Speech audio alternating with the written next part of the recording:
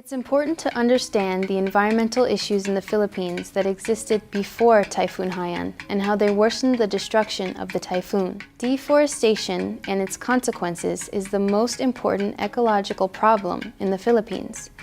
Because the land has lost so much of its forest, it cannot absorb the rains and wind from storms like Haiyan. This causes massive flooding and landslides. Most of the victims of such flooding are the poor peasants, farm workers, and the urban poor. They live on riverbanks at the foot of mountainous areas and in cramped shanty towns. Areas at the foot of mountains, especially those that are near rivers, are in danger of being buried in mud and logs from the uplands.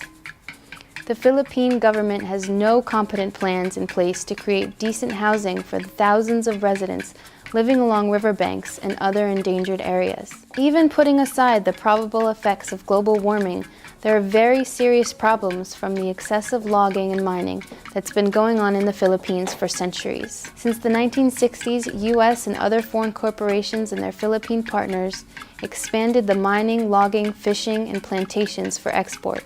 The extraction is done without considering the ecological balance and the social cost. Less than 1 million hectares of tropical rainforest in the Philippines remain. U.S. and Philippine government policies and corporate operations magnify the negative impacts of natural disasters. Addressing environmental issues in the Philippines like deforestation and mining are vital in minimizing destruction unleashed by these type of storms.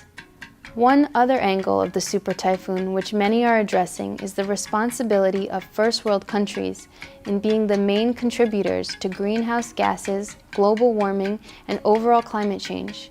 So all of these have to be addressed at home and through multilateral talks with other countries to make real substantive change.